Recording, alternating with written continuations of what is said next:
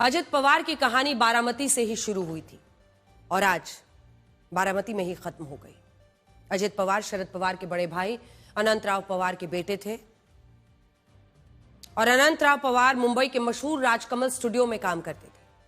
पिता के निधन के बाद अजित पवार को अपनी पढ़ाई बीच में ही छोड़कर परिवार की जिम्मेदारी संभालनी पड़ी थी और जब उन्होंने राजनीति में कदम रखा था वो साल था 1982। उस वक्त उन्हें एक सहकारी चीनी मिल के सदस्य के रूप में चुना गया था। जो लोग महाराष्ट्र की राजनीति को समझते हैं वहां पर सहकारी चीनी मिल और उसके चुनाव बड़े अहम माने जाते हैं और ये वही दौर था जब शरद पवार भारतीय राजनीति के एक दिग्गज नेता बन चुके थे और अजित पवार को भी उन्हीं का मार्गदर्शन मिल रहा था। साल 1991 में अजित पवार ने बारामती से लोकसभा का चुनाव जीता था, लेकिन वो अपने चाचा शरद पवार को इतना मानते थे कि बाद में ये सीट उन्होंने शरद पवार के लिए खाली कर दी थी और खुद को महाराष्ट्र की राजनीति में झोंक दिया था। अजित पवार ने कई ऐसे रिकॉर्ड भी बनाए जो उनकी राजनीतिक पहचान का हिस्सा बन गए, जैसे वो रिकॉर्ड 6 बार महाराष्ट्र की अलग अलग सरकारों में उप मुख्यमंत्री बनने का, साल 1991 से लगातार 35 सालों तक बारामती से 8 बार विधायक चुने जाने का, 4 दशक तक महाराष्ट्र की राजनीति में सक्रिय रहने का। आज भी वो एनसीपी के राष्ट्रीय अध्यक्ष थे। महाराष्ट्र सरकार में वित्त मंत्रालय, आबकारी विभाग, खेल और युवा मंत्रालय और अल्पसंख्यक विकास के मंत्रालय की जिम्मेदारी संभाल रहे थे। सबसे बड़ी बात यह है कि अजित पवार का सपना था कि वो महाराष्ट्र के मुख्यमंत्री बनना चाहते थे। उन्होंने कई बार ये बात खुलकर कही भी थी कि अगर उन्होंने मुख्यमंत्री बनने का मौका उन्हें मिलता है तो इस मौके का वो जरूर इसको स्वीकार करेंगे।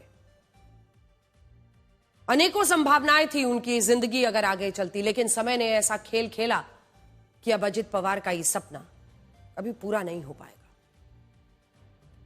मैक्सिमम नंबर ऑफ टाइम्स उप मुख्यमंत्री स्वेर इन हुए 5 बार। 5 बार। कभी कभी लगता है यार मुख्यमंत्री बनना है। अरे बनना है, लेकिन हमारी गाड़ी वहां ही अटकती है तो क्या करें।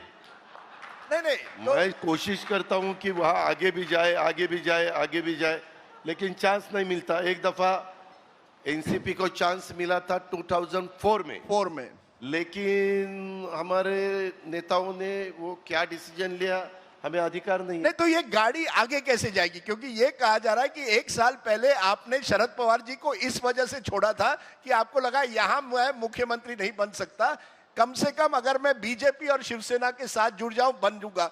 अब हमारे साथ एकनाथ शिंदे थे, एकनाथ शिंदे कुर्सी पर ऐसे बैठे थे कि वो छोड़ने ही नहीं वाले हैं।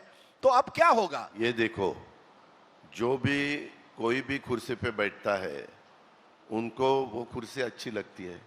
आप वहां बैठे, आपको भी अच्छी लगती है ना आपकी कुर्सी, वैसे ही सबका है। उसी हिसाब से कोशिश करना अपना काम है हर एक का। लेकिन अभी भी वो एम्बिशन है कि नहीं? नहीं, लेकिन सबको ये सीट एक ही है। महाराष्ट्र की चीफ मिनिस्टर की सीट एक ही है और 145 मैजिक फिगर है। 145 मैजिक फिगर जो इकट्ठा करेगा वो चीफ मिनिस्टर बनेगा।